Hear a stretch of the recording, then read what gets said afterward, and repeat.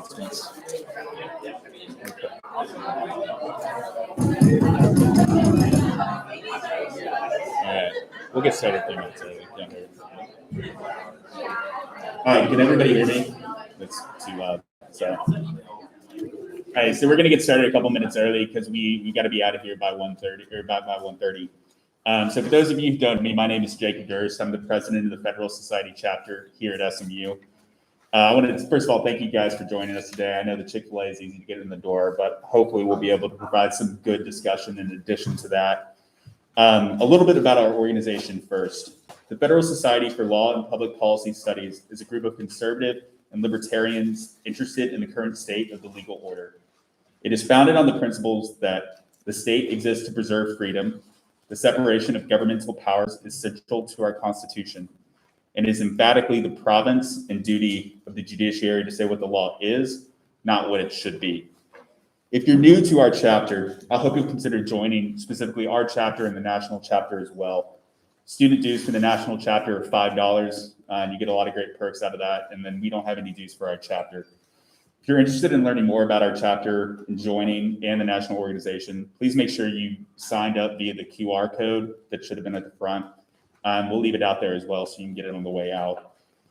Our mailing list is the best way to learn about local events as well as just to stay up to date on things going on in our chapter.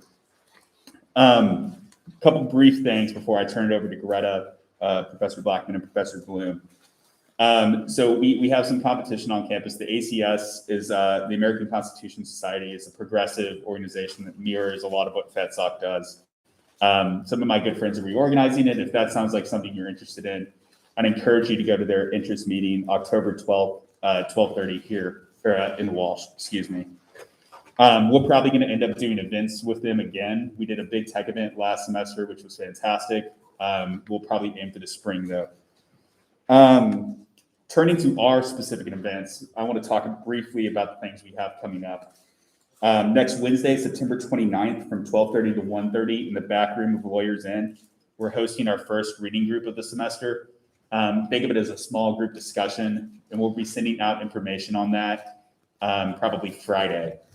Really, this one is centered on the institutional legitimacy of the court and its public perception, so it should be pretty interesting. We'll have some light refreshments and food there as well.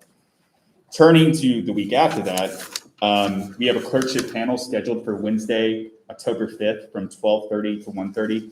I think Tuesday, my bad, Tuesday, October 5th.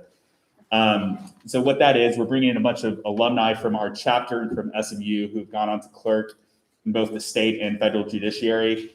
We've got a fantastic panel, everything from district court to Fifth Circuit to Texas Supreme Court.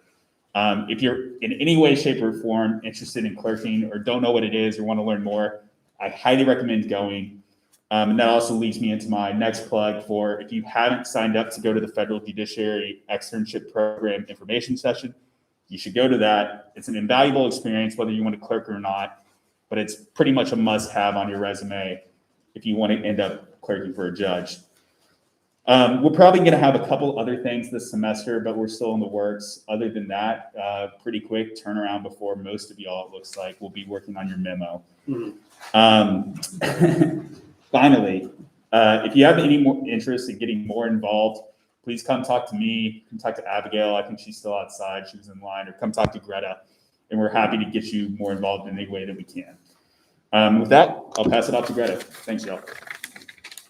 Sorry. Excuse me. Hi, everyone. I am Greta Giesecke. I am the Vice President of Events here for our Federalist Society chapter. I am going to do a little quick introduction since I know everyone's here to listen to them speak, not me, and then I will pass it over. So here we have Professor Josh Blackman. He is a national thought leader on constitutional law in the United States Supreme Court. Josh's work was quoted during 2 presidential impeachment trials. He has testified before Congress and advises federal and state lawmakers. Josh regularly appears on TV, including NBC, CBS, ABC, Fox, and the BBC. Josh is also a frequent guest on NPR and other syndicated radio programs. He has published commentaries in the New York Times, Wall Street Journal, Washington Post, and leading national publications. Since 2012, Josh has served as a professor at the South Texas College of Law, Houston, Josh is also an adjunct professor at the Cato Institute. Josh has authored 3 books. His latest, An Introduction to Constitutional Law, was a top 5 bestseller on Amazon. Josh has written more than 6 law review articles that have been cited nearly 1,000 times. Josh was selected by Forbes magazine for the 30 Under 30 in Law and Policy. And Josh is the president of the Harlan Institute and founded Fantasy SCOTUS, the internet's premier Supreme Court fantasy league. Thank you for joining us today, making the trip up from Houston. And then we have Professor Bloom of our own SMU Dedman School of Law. He has a Bachelor of Arts from SMU and a JD from the University of Michigan, a member of Phi Beta Kappa and the Order of the Coif, as well as administrative editor on the Michigan Law Review. Professor Bloom was law clerk to Chief Justice John R. Brown of the United States Court of Appeals for the Fifth Circuit, and he later was associated with the Washington firm Wilmer, Cutler, and Pickering. A specialist in constitutional law, he has published articles concerning freedom of speech and the rhetoric of the Supreme Court opinions. The Oxford University Press has published Professor Bloom's book, Do Great Cases Make Bad Law, as well as his previous book, Methods of Interpretation, How the Supreme Court Reads the Constitution. Professor Bloom is also active in the field of copyright. So without further ado, I'm going to pass it over to Professor Josh Blackman. Thank you so much.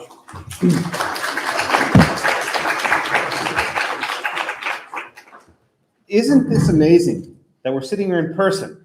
It is so good to be back in person. One of my last events in February of 2020 was in this very room.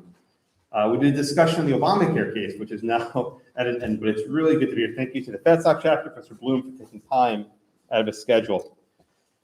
We are looking at probably the most consequential Supreme Court term in a decade or more.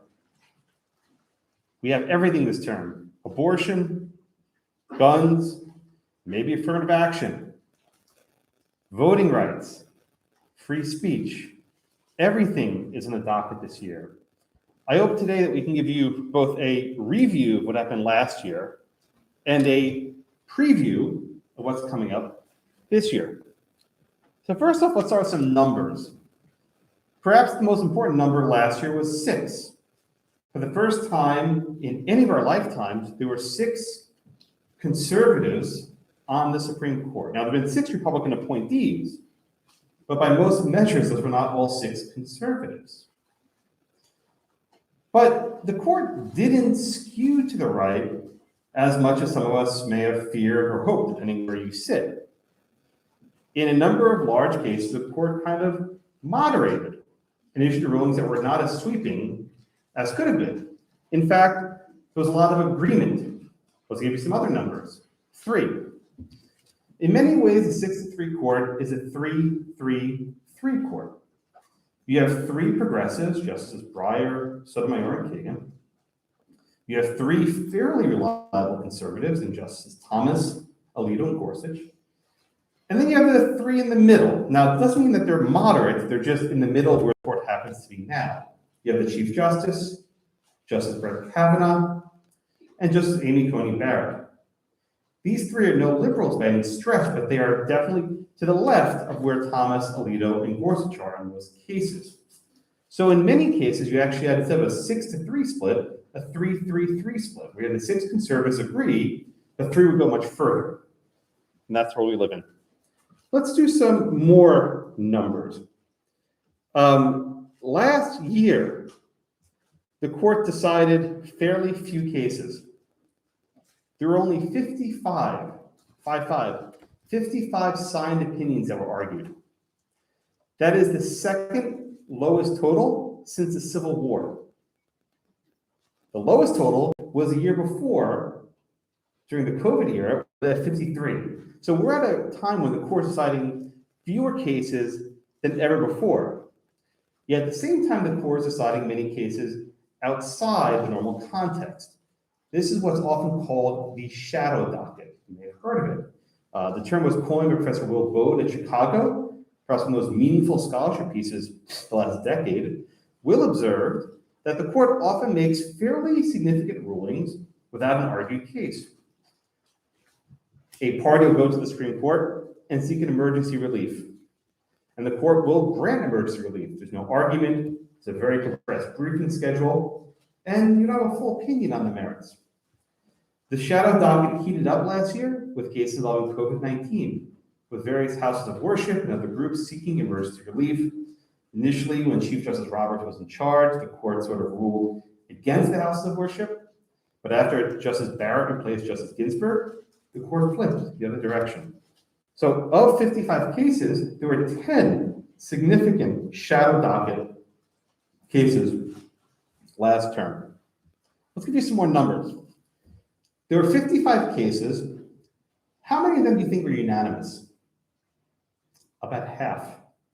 26 out of the 55 cases were 9-0. That is a lot of unanimity.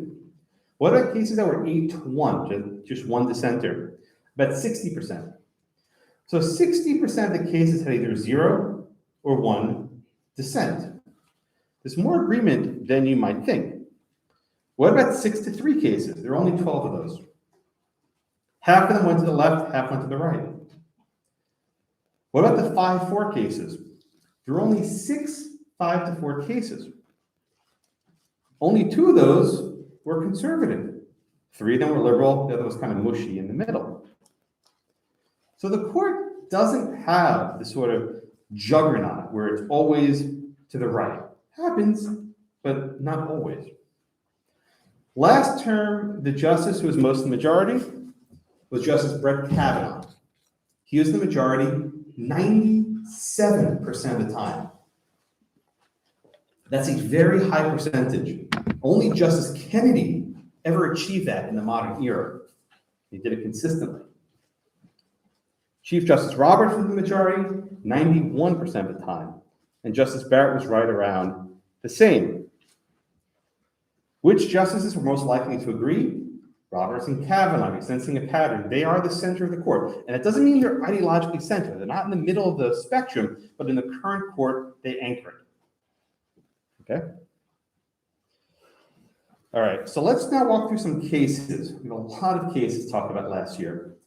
There were many cases that I'll just call Trump law that involved President Trump's policies that vanished as soon as Joe Biden came to office.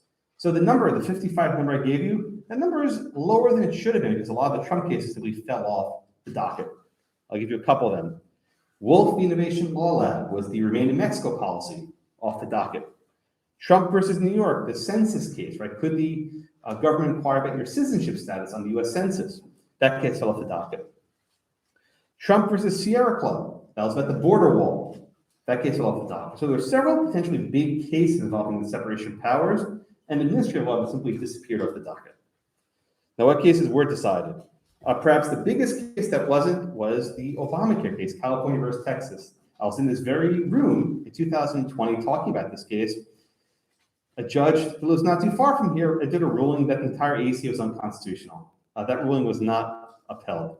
It was reversed on standing ground. The court held that the ACA, with a $0 penalty, was not inflicting an injury that could be remedied in court. I was wrong, so do I know. Sure. Perhaps the biggest case it also wasn't was Fulton versus Philadelphia. This case involved Catholic Services of Philadelphia. They have been doing adoption services for nearly 200 years. They will only work with married couples from the opposite sex. They will not work with gay couples. They will not work with unmarried couples. That's the teachings of their church. They sued the city of Philadelphia, saying that the city's policies involving discrimination violated their free exercise. Was this case 5-4? Was it 6-3? 9-0. The court unanimously ruled against the city of Philadelphia. The actual ruling is somewhat hard to explain, but the court said, well, the city gives exemptions to some people, they should give to the church as well. Unsatisfying, but it was at least a victory for the church. But then you had 3 judges, Thomas, Alito, and Gorsuch, who said, let's go further, right? Let's overrule the court's modern approach for exercise clause cases. Let's review for exercise cases with strict scrutiny, not this wishy-washy rational basis review. But that was only 3 votes. Barrett and Kavanaugh said, yeah, hold your horses, right? Not so fast. SMU reference, hold horses, try to keep it topical. So Fulton was 9-0. Another case that did go 6-3 hard right was Americans for Prosperity versus Bonta. This involves so-called freedom of association. California enacted a law that required nonprofits to disclose their donors. As you have to list who's giving you money. The nonprofits said, you can't do this, right? Here you actually have the ACLU and various religious liberty groups all on the same side, that requiring the donors to be disclosed would chill association. There was a case in the 1960s from Alabama, where Alabama required the NAACP to disclose their membership roster, right? Who's a member of your group. This was an obvious effort to intimidate the members of the group. It wasn't actually for record-keeping purposes. And the court said there, you can't do that. And the court, I think, followed this precedent from the 1960s. The next case is the Mean Girls case involving cheerleaders. You had a girl, her name was Brandy Levy. She tried out for the JV cheerleading team. She did not make it. She did what all teenagers do. She went to social media and complained about it. She used vulgarity, the F word. She lifted up her middle finger in a Snapchat, right? She was then punished by the school. And the question is, can you punish a student for their social media postings outside of school? This case went 8-1, only one dissenter. Justice Thomas believes students have zero rights whatsoever. He believes that there's no First Amendment rights at the schoolhouse doors. You have none. The teachers are local parentis. Remember that phrase from torts. They stand in the position of your parents. They can discipline you. They can spare the rod, spoil the child. They might beat you as well. He's pretty consistent on that view. Kids have no rights. Okay, but 8-1, right? So that's a pretty lopsided margin. The test the court adopted, I don't know, Professor Bloom, maybe a better understanding, is pretty incoherent. I don't really understand Justice Breyer's majority. There's a lot of factors to consider. I don't think it's very helpful for school administrators. If I was a principal and I see this case, I'm like, what am I supposed to do? But we have to be candid. Most student communication now is not in person now. It's on apps. It's on social media, right? And at some point, there's going to be a more borderline case where a student's tweet or Instagram post does disrupt class activities in a bigger way. But this was 8-1. Okay. Let's do a criminal case that I kind of like. Torres versus Madrid, which is facts of this case are surreal. So you have a woman who's walking to her car. The police spot her, and the police say, stop, whatever you're doing, okay? She doesn't know they're police. They're in plain clothes, so she thinks she's being carjacked. So she jumps into her car to drive away. At that point, the police shoot her in the back. She becomes paralyzed in her left arm. Yet she still manages to drive 80 miles away to the hospital. This is Superwoman. She's shot and partially paralyzed and still driving. I don't know how she didn't stop, but she kept going. She then sued in civil rights action the officers for shooting her. She claimed it was a Fourth Amendment violation. So the question is, was she seized for purposes of the Fourth Amendment? Right? That's a key word, seizure. Right? That's a word in the Fourth Amendment. Are you seized if you're not stopped? Right? They didn't stop her because she's some sort of superhuman, right? That she kept going after getting shot in the back. 5-4. Chief Justice Roberts, with the majority, said you can be seized without having your body physically stopped. The dissenters, Justice Gorsuch, said no. The only way to be seized is if you are actually seized if you're stopped. This was a close case, not just a count, but there's good arguments on both sides here. Okay, let's talk about the separation of powers. Not very sexy, but important. Collins versus Yellen. This case involved the Federal Housing Finance Agency, FHFA. It's headed by a single director who can only be fired by the president for good cause. The court said, no, this is unconstitutional. The vote was 9-0. Again, unanimous. Did the courts abolish the agency? No, they simply said that the president can fire the director for any reason at all. And what happened? Joe Biden fired the guy. He fired the Trump holdover. So, this is one of those rulings where you might think it goes to conservatives, but presidents of both parties tend to benefit from it. Let's see what other cases. One more election case. Brnovich versus DNC. This case came from Arizona. Arizona enacted a number of election laws. For example, if you vote in a precinct that's not your own, they throw out the ballot. Another one is that only certain people can handle ballots, family members, caregivers, etc. This one went 6-3. The court upheld it on conservative grounds and said that there's no racial discrimination. There's certain types of burdens associated with voting. Everyone's got to suffer those burdens. Justice Sotomayor had a very, very vigorous, Justice Kagan had a very vigorous dissent in this case. Maybe one or two more and I'll sit down. Property rights. Have you guys taken property this year? You'll probably study, maybe not. You'll probably study a case called Cedar Point Nursery versus Hasid, Hassid. This is probably the most important property case in decades. California had a law that said if you were a union organizer, you could enter a farm for up to 3 hours a day for 120 days a year to organize and give information to people who can join labor unions. The court said this is a taking. The state must compensate you if you want to have this access because the right to exclude is the most essential stick in the bundle. Remember that? See, now you remember, right? When the bundle sticks. This was a 6-3 case. Justice Breyer had a very vigorous dissent. All right, let me briefly mention a couple cases for next term. I'll turn over to Professor Bloom. First off, guns. Yes, here we are with guns again. In 2008, the court said the right to bear arms individual right. 2010, the court said that this right also limits state governments. A decade's passed and no major gun cases until now. We have New York State Rifle and Pistol versus Bruin, B-R-U-E-N. This case considers whether New York must give a concealed carry permit to someone who passes some basic background check, right? As things stand now, the state has discretion to say, you don't really need a gun, you don't get one. As we know here in Texas, there are no permits. We can have it just as a matter of being alive. But in New York, it's extremely onerous to have a firearm carried outside the home. The second big case is one that needs no introduction. It's from the Fifth Circuit, Dobbs versus Jackson Women's Health. This is the whole enchilada. Mississippi is asking the Supreme Court to overrule Roe v. Wade. Point blank. There's no equivocation. They're asking a facial challenge to overrule the precedent. Mississippi enacted a law that bans abortion around the 15-week mark, well before the line of viability. Under the standard from Roe and Casey, this law is unconstitutional. There's no ifs, ands, or buts about it. The only way for the court to uphold this law is to say that Roe and Casey are not the governing standards. There's no way to uphold under Roe and Casey. So the court has a couple of choices. One, they can simply say, we are going to stand by Roe and Casey. This law is unconstitutional. That's option number one. Option number two is, well, we are not saying by Roe and Casey, this law is perfectly valid in Mississippi. Then there's door number three. They say, well, we don't like Roe and Casey, but we'll adopt some other standard. The difficulty there, and just pause for a minute, is that the court would have to basically embrace substantive due process. To create some new standard, you have to say that this is actually supported by the Constitution. I am skeptical that the conservative justices can actually do that because they look at Justice Kennedy's opinions as just gibberish.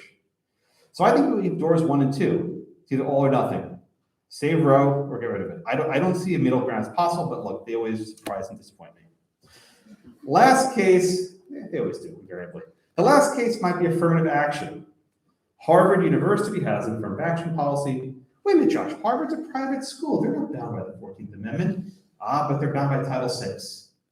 It's a federal civil rights law that says you cannot discriminate on the basis of race. Harvard has a policy that, frankly, makes it a lot harder for Asian kids to get in. It's true, the numbers are there. The court might grant that case this term, or they're more likely to kick it the next term.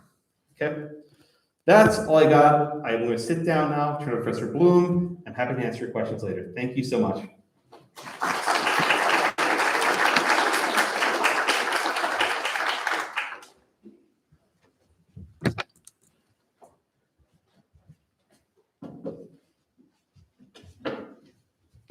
Okay, if you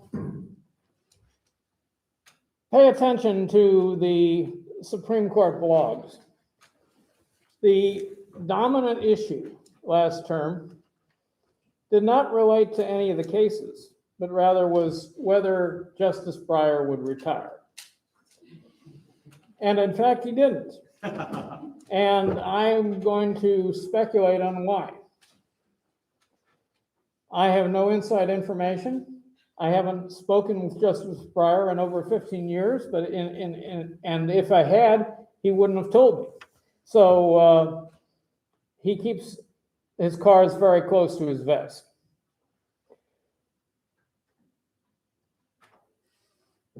Obviously, the Democrats were disappointed that Justice Ginsburg didn't retire when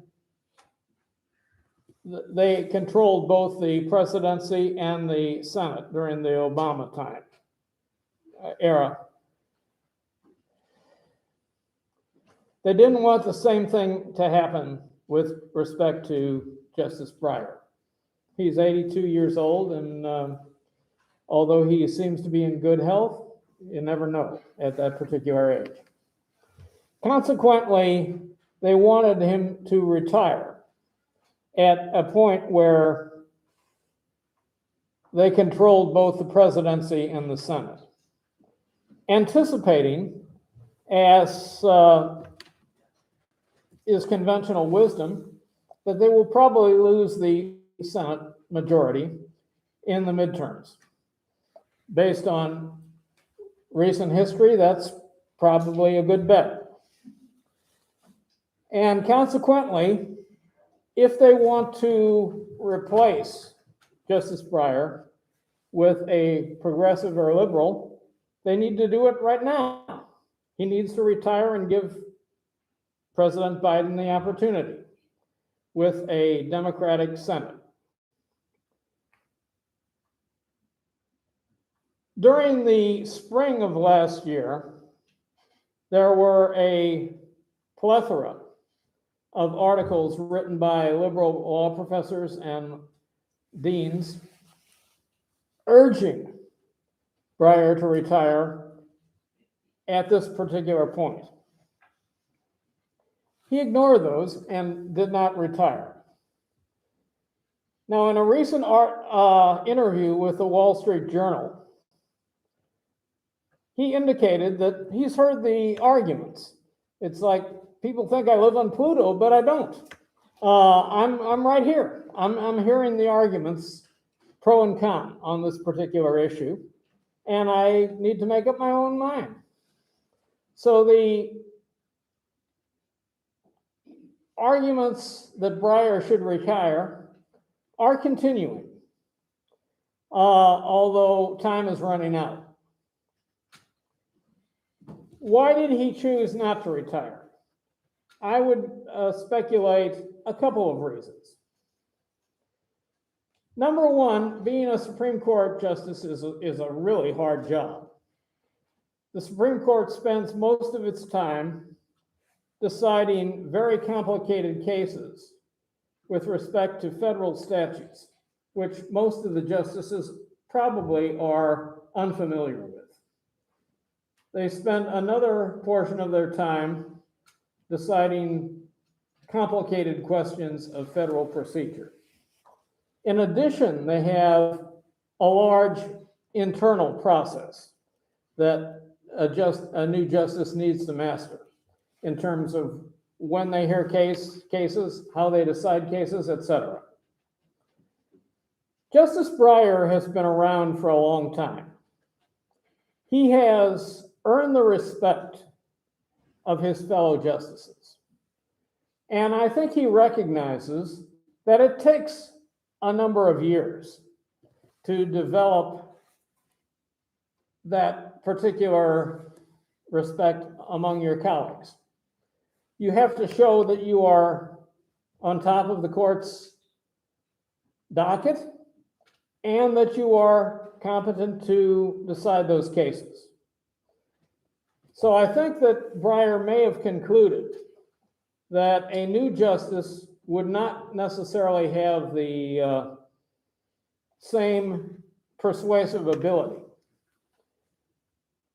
given that a new justice would probably not have the same respect that Justice Breyer has earned over several years. Now, that doesn't mean that he can change the votes, although he probably can influence the direction that the court takes, deciding things on a narrow rather than a broad ground. He's very persuasive, and he is able to convince his colleagues when he speaks, people listen. And I think he may have taken that into account. The second reason why I think Justice Breyer may not have retired at this point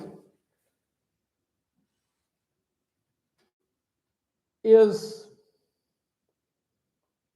basically the same argument that Justice Barrett made in Louisville last week or the week before. There is a great public misperception of the role of justices on the court.